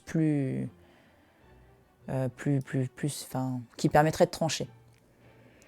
Peut-être que ce projet n'avait d'autre raison d'être que la logique impérialiste elle-même, le désir que le nom de Rome inspire la crainte partout jusqu'aux extrémités du monde, que toutes les bornes qui ferment la terre, Rome les touche de ses armes, comme le chante Horace, donc dans les Odes. Ces différentes raisons ne sont d'ailleurs pas exclusives les unes des autres, tout à fait. Enfin oui, ça peut être un cumul de tout ça, quoi. En gros, expansion de territoire, j'ai pas envie qu'ils viennent sur nos gueules. Il y a cette partie de territoire, bon, elle me saoule, faut qu'on la... Voilà. Et en plus, mais de toute manière, Rome est fantastique, donc apportons la bonne parole romaine, et de toute manière, ce sont des barbares, civilisons-les. Globalement, c'est... Bon, il y avait une forte estime hein, de ce qu'était l'Empire romain. Quoi qu'il en soit, exactement de ce plan, et après une vingtaine d'années de conquête prometteuse, il avait été ruiné par l'échec de Varus en 9 après Jésus-Christ. Cet événement fournit le point de départ à différents discours sur l'identité allemande de la Renaissance, lorsque les œuvres d'un historien romain, Tacite, commencèrent à être publiées.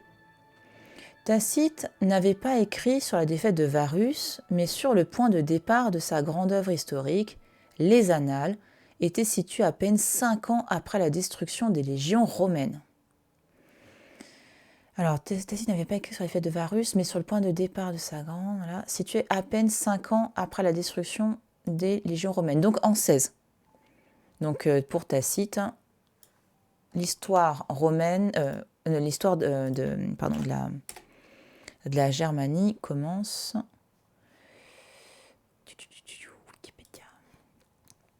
commence en 16 après Jésus-Christ. Donc Tacite, pour... donc historien, philosophe, sénateur romain, né en 58 et mort vers 120 après Jésus-Christ. Je sais pas pourquoi j'ai bugué sur... Donc il a écrit notamment la Germanie. Donc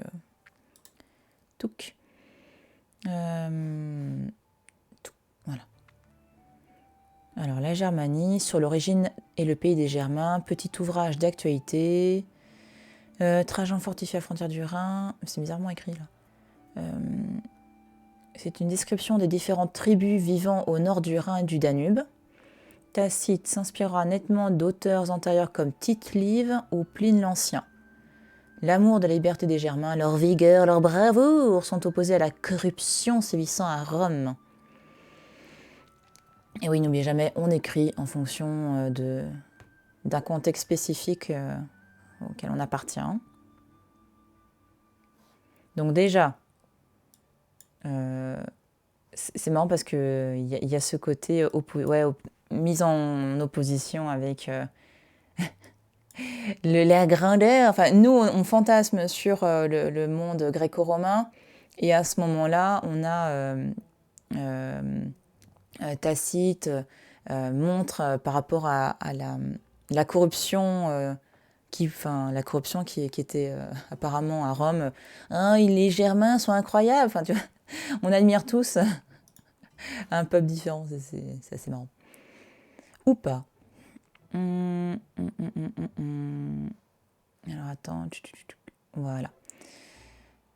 Il avait également rédigé un traité ethnographique sur les Germains, donc la Germania, c'est le petit élément qu'on vient de voir sur Wikipédia, qui connut lui aussi une fortune immense à partir du XVIe siècle, donc à la Renaissance. Donc la Renaissance, le modèle par excellence, c'est l'Antiquité. Voilà. Parce que la Renaissance se voit comme une rénovation, c'est comme ça qu'il se présente, par rapport aux âges sombres du Moyen-Âge. Enfin, la Renaissance a écrit sur le Moyen-Âge, ça n'a pas été très glorieux, mais en tout cas, la Renaissance s'est vue comme quelque chose de très différent par rapport à l'époque précédente, et le modèle par excellence, ça va être l'Antiquité.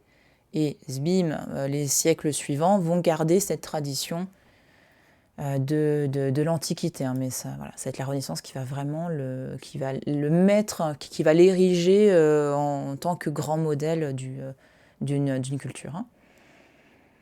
Alors c'est à cette époque que la figure d'Arminius fut progressivement reprise comme celle d'un héros national, un peu comme le sera Vercingétorix en France au XIXe siècle, notamment sous l'influence de Luther, peut-être le premier à germaniser son nom en Hermann, dérivant pour lui de Heeresmann, en allemand le chef de guerre. Comme il se la pète.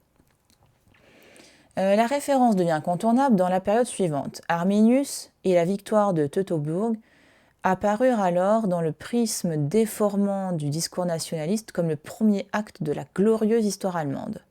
Ces éléments sont bien connus et ont été analysés en détail par la recherche. Je regarde du coup de quoi il s'agit.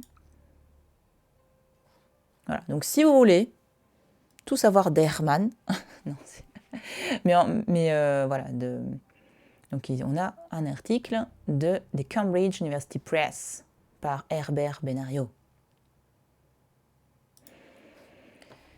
Revenons à Rammstein. Oui. Non mais c'est normal, hein, il faut. Il pose un contexte historique et littéraire qui est important. Parce qu'après, ça va amener le. Mais quel est le rapport avec Rammstein? T'inquiète, j'ai pas oublié. Revenons à Rammstein. Si le groupe cherchait à représenter, pour les déconstruire ou non, ce n'est pas notre propos, quelques scènes clés de l'histoire allemande, il était naturel de commencer par cet acte fondateur. Or, l'indication chronologique qui ouvre le clip est bien 16 après Jésus-Christ, et non, comme on pouvait s'y attendre, 9 après Jésus-Christ. La référence était tellement attendue, tellement évidente, que certains s'y sont laissés prendre. Qui ?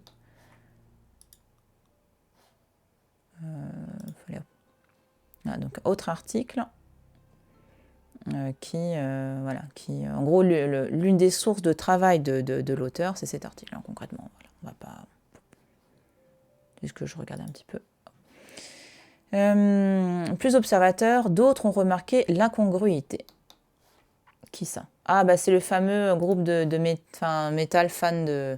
Enfin, pas un groupe de métal, mais le groupe Facebook fan de... Ah, voilà, dommage de quitter la page. Elle est d'autant plus visible que le massacre de l'armée romaine est un motif qui n'est pas étranger à la culture populaire. Sa violence, son aura de mystère et sa signification politique ont déjà largement inspiré l'iconographie de la pop culture. Entre mille exemples, citons la bande dessinée historico-conspirationniste L'histoire secrète.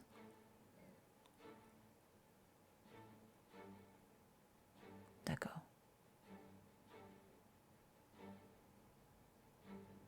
Ah là là. Okay. Notre-Dame des Ténèbres, oh là là. Sur l'image ci-dessus, les plus attentifs auront remarqué l'erreur chronologique 9 avant JC au lieu de 9 après JC. Ah ouais. Oh bien. Oh là là là là. Oh là, talentueux. Moi, j'avais pas repéré. Hein. Ah pardon, vous voyez pas. Voilà. Ici, il y a marqué 9 avant JC alors qu'on est censé être 9 après JC. Une erreur chronologique. Il y a donc une indifférence manifeste de la part de Rammstein vis-à-vis de la date de 9 après JC. Est-elle volontaire ? Il serait facile d'avancer qu'il s'agit là d'une simple erreur chronologique de la part de vulgaires métalleux. Sans doute pas. Rammstein est loin d'être un groupe d'ignorants. Au contraire, comme on le verra, ce sont des artistes tout à fait capables de mobiliser des références littéraires fines et précises, et il serait imprudent de se laisser enfermer ici par les personnages qu'incarnent ses membres sur scène ou dans la sphère publique. En gros, arrêtez de juger. C'est des gens qui s'y connaissent. Ouais. En gros, ce sont des gens cultivés. Ne les jugez pas à leurs apparences. De même, on peut raisonnablement douter d'un choix aléatoire. Si tel avait été l'objectif, le groupe aurait probablement choisi une date plus symbolique, par exemple 19 après Jésus-Christ, il y a exactement 2 millénaires. Pourquoi 19 ? Parce qu'on avait... C'est une erreur, non? Parce que en gros, il n'explique pas c'est quoi 19. Non, à mon avis, ouais, là, il y a une erreur, je pense. Alors, soit c'était le 9, soit le 16, là, il y a une petite erreur.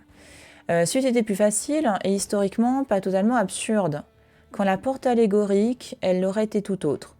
Mais l'argument le plus évident en faveur d'une datation réfléchie et référentielle est qu'il s'est bien déroulé plusieurs événements en 16 après Jésus-Christ, mettant aux prises les Germains et les Romains.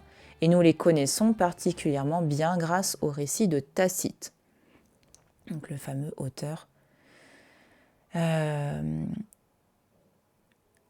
romain. Je regarde en dessous là, extrait de l'épisode 10, la saison de Rome, exécution de Vercingétorix à la suite du triomphe de César, un petit mensonge historique pour un grand spectacle à l'américaine. Oui, parce que Vercingétorix, on ne sait pas. En gros, on sait que Vercingétorix a été mis, après sa défaite, il a été montré, comme c'est courant de montrer les prisonniers de guerre, donc il est exhibé, mais par contre, après, on perd sa trace. Il n'y a pas d'exécution publique, non, il n'y en a pas, en fait. On suppose qu'il a été assassiné dans sa prison, mais voilà, on perd la trace de Vercingétorix à un moment donné, on ne sait pas trop. Enfin, après cette exhibition, il a été emprisonné, mais on n'en sait pas plus. Hein. Alors, les campagnes de Germanicus. En 14 de notre ère, le successeur d'Auguste, Tibère, qui avait lui-même brillamment dirigé les opérations en Germanie 20 ans auparavant, envoya son fils adoptif et héritier présomptif, Germanicus, à la frontière de l'Empire. À la tête des armées du Rhin, le jeune homme brillant, âgé de moins de 30 ans à cette époque, avait pour mission non pas de conquérir le territoire pour le réduire en province, le projet de Germania Romana avait vécu, mais de venger l'honneur romain. Donc c'est après la défaite en 9 après JC, donc la fameuse défaite, elle s'appelle... la défaite de Varus, c'est ça? C'est ça le nom spécifique? Voilà, l'échec de Varus, la défaite de Varus, ok. On est bon.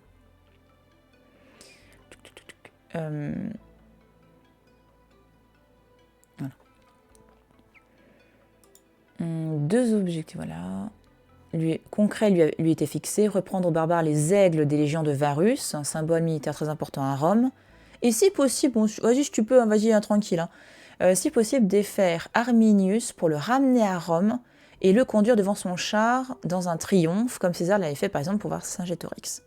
Donc le fameux traître, à cause de qui ils ont perdu toutes les légions là. Enfin toutes les légions qui étaient sur place. Les expéditions durèrent 3 campagnes de 14 à 16 après Jésus-Christ et furent au mieux un demi-succès, au pire un quasi-échec.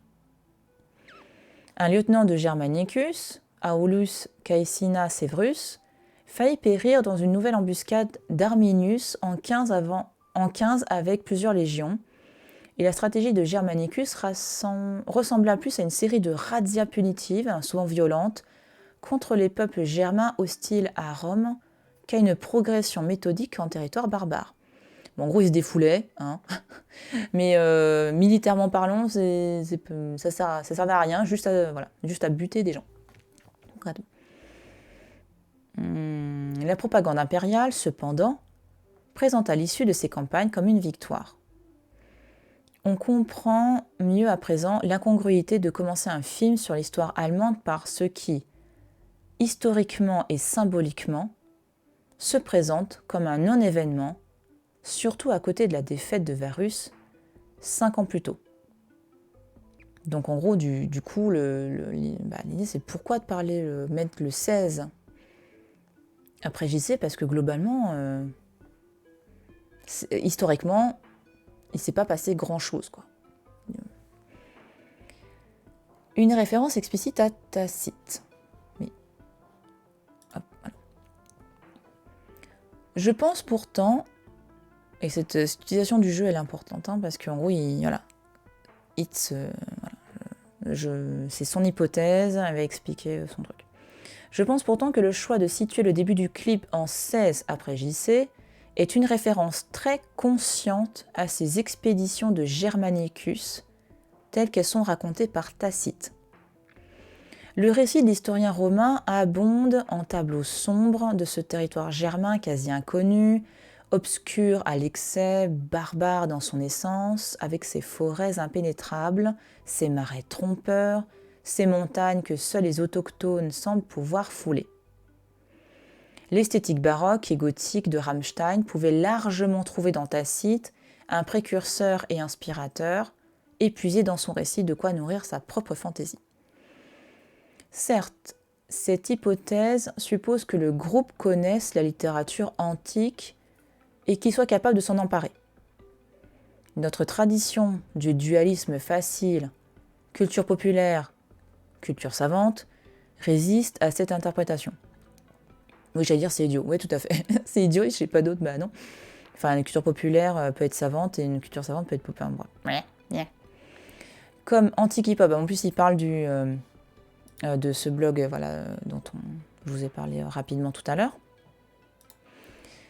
Comme Antique Hip-Hop le montre depuis plusieurs années, l'Antiquité est un territoire qu'investit de plus en plus la pop culture. En l'espèce, c'est aussi absurde pour deux raisons. D'une part, Rammstein a témoigné par le passé de son importante culture littéraire. Le groupe n'a aucun mal à réécrire des poèmes de Goethe. Les premiers mots de Rosenroth évoquent Hayden Roslein, tandis que la chanson Dalai Lama suit la trame du célèbre Roi des Zones. Erlkönig, en version originale, où a cité Bertolt Brecht, le refrain de Haifisch, reprenant les paroles de la complainte de Maki tirée de l'opéra de Katsu. Donc là, il nous bombarde de références. Rosenroth, une chanson qui évoque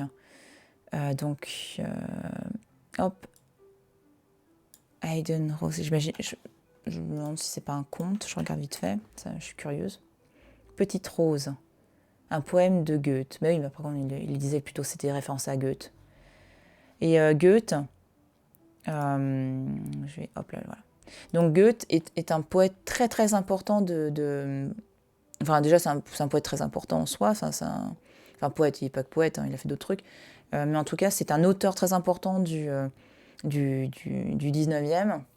Enfin il a commencé à écrire 18e, hein, mais il incarne surtout cette période qu'on appelle notamment le romantisme, et le romantisme en Allemagne commence fin... seconde moitié 18e, et ça continue début 19e, mais en tout cas, il incarne, Goethe est l'auteur par excellence du romantisme allemand. Et quand je parle de romantisme, on ne parle pas de trucs d'amour mièvre. Hein, romantisme, c'est vraiment l'expression d'un moi, de tout ce qu'on peut ressentir, l'expression aussi de drame, de passion, l'homme face à la nature, enfin vraiment le moi face au reste du monde, quoi. Donc il y a pour faire voilà. De nouveau, hein, l'idée c'est de vulgariser, hein, c'est de vous donner des pistes, hein, des clés de lecture. Hein. Et oui, donc Faust étant l'œuvre la plus connue de Goethe. Donc Goethe est une référence souvent utilisée par Rammstein. D'autre part, la connaissance de Tacite, un auteur si fondamental dans la construction nationale allemande, n'est pas forcément réservée outre-Rhin à une petite élite de professeurs de latin et d'historiennes. Tout à fait, effectivement. Mais oui, Goethe a été très utilisé aussi pour expliquer l'histoire de l'Allemagne. Il a été très très vite... il a très vite incarné l'histoire allemande. Hein,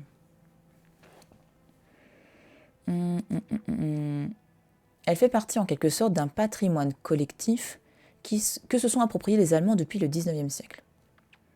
C'est vrai que Goethe direct a été assimilé à ça, à cette histoire, à la construction d'un roman national aussi. Hein. Plus avant, je soutiendrais même que la référence est peut-être plus explicite encore, plus directe. De fait, dans la séquence d'ouverture de Deutschland, la petite troupe des soldats romains observe, horrifiés, les cadavres de leurs camarades, semble-t-il, pendus aux arbres, soumis peut-être à des rites locaux.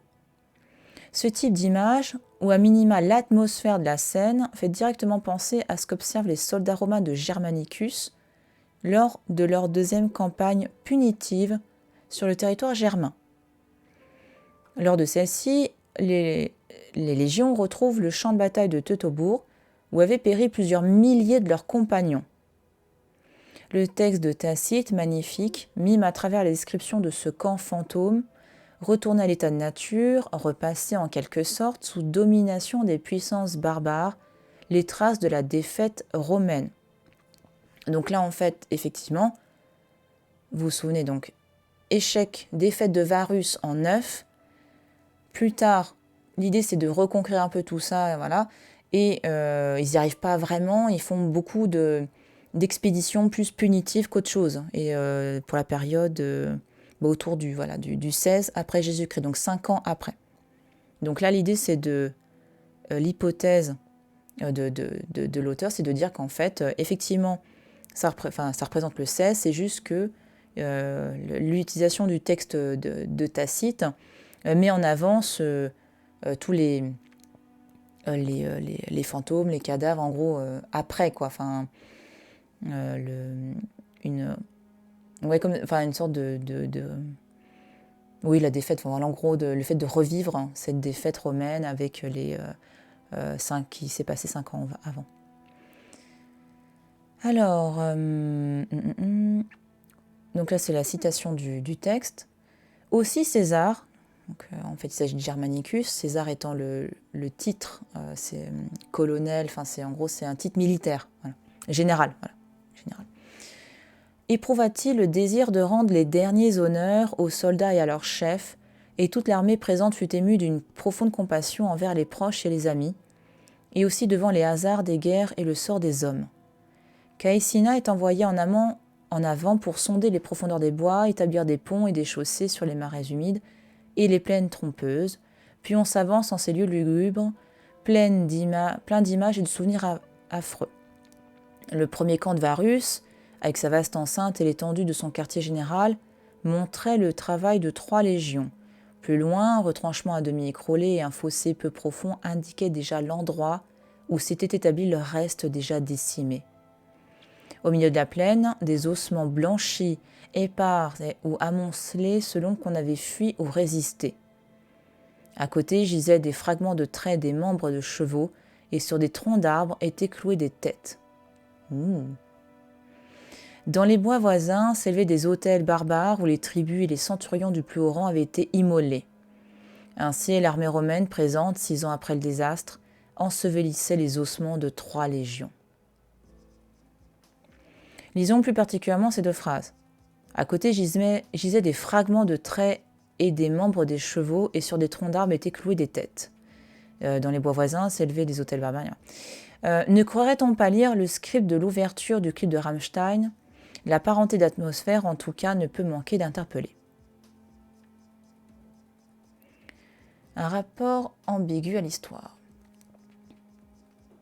Que le groupe de musique ait ou non cet arrière-plan littéraire en tête, le fait de ne pas débuter cette anti-épopée nationale par la grande victoire, certes fantasmée d'Arminius contre l'impérialisme romain, est révélateur.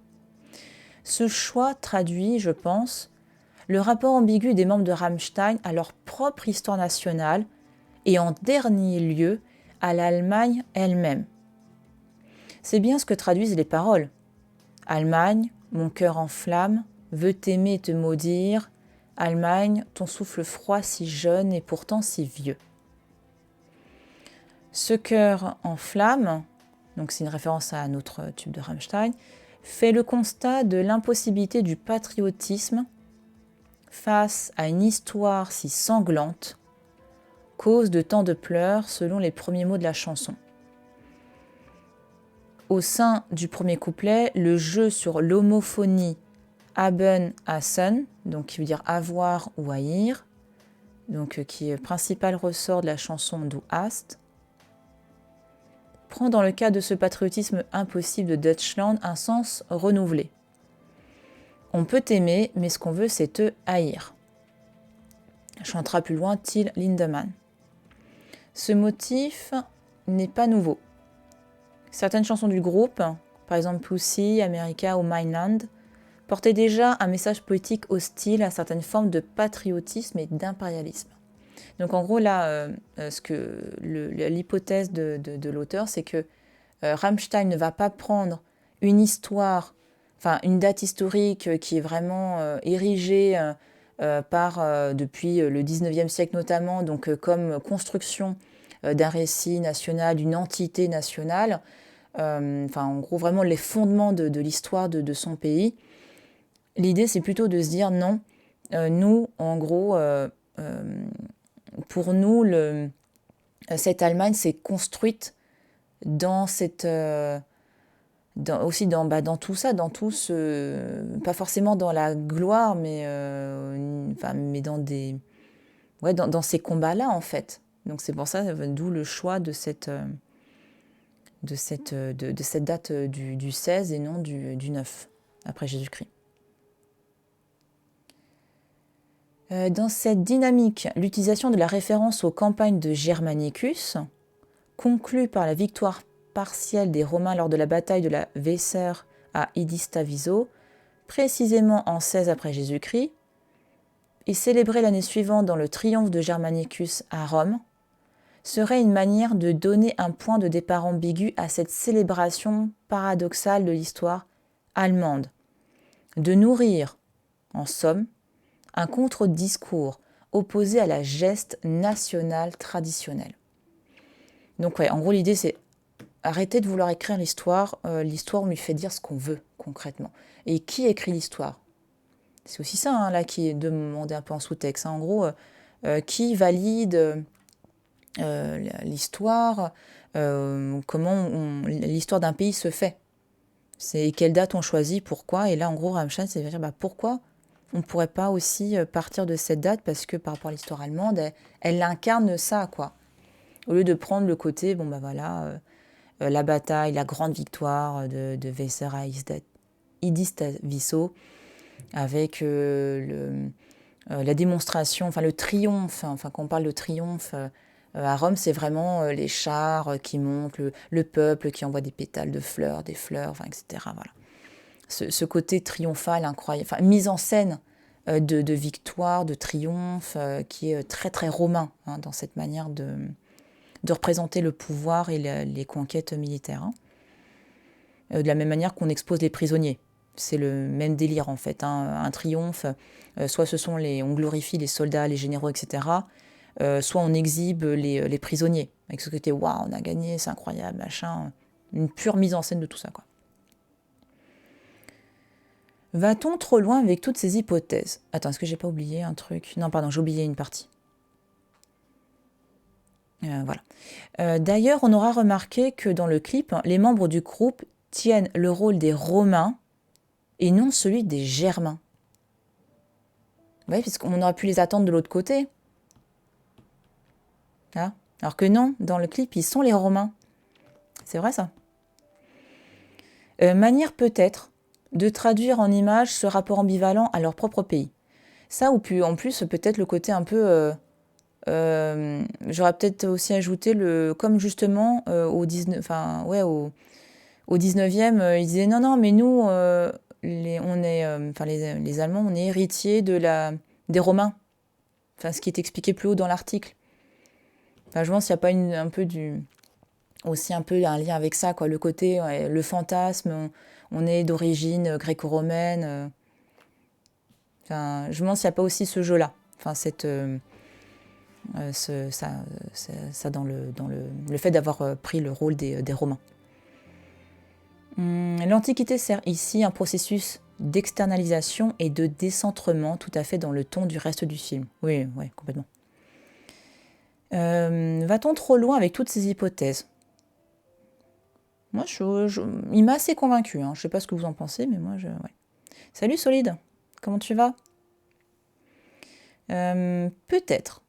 mais grâce soit rendue à Rammstein de donner l'occasion, rare mais essentielle, de parler d'empire romain et de littérature latine, et celle encore moins fréquente de pouvoir lier deux passions aussi distantes que l'Antiquité et le métal industriel allemand. Énorme la fin. Bien et toi? Bah écoute, ça va. Ça va. On vient de lire cet article. J'ai trouvé hyper intéressant parce que c'est pas un article finalement aussi facile que ça, je trouve. Je sais pas ce que vous en pensez, mais c'est vrai qu'en le lisant, je me dis, tiens, il y a des notions quand même assez spécifiques. Ah oui, je voulais regarder Loren Classen, ce qu'il avait fait comme tableau. Mais... Oh. Ça parle de Rammstein. Ouais, on a lu cet article de The Conversation qui parle de... Attends, ah, pardon, vous voyez pas très bien là le titre. Voilà. Qui parle de l'utilisation de textes antiques, notamment potentiellement tacites, chez Rammstein par rapport à la chanson Deutschland. Donc c'était un article très intéressant. Alors Lorenz Classen, qu'est-ce qu'il a fait d'autre? Donc la fameuse Germania qu'on a vue dans le clip. Alors attends, pour vous du coup, voilà. C'est mieux comme ça. Donc il a fait ça. Oh là, c'est une vision 19e. Ah bah il n'y a pas d'autre chose. Bon, d'accord. Il est surtout connu pour ce tableau, visiblement, Lorenz Classen. Donc formation académique, visiblement. En même temps, vu le style, un peu du tableau, c'est un peu académique. Ok.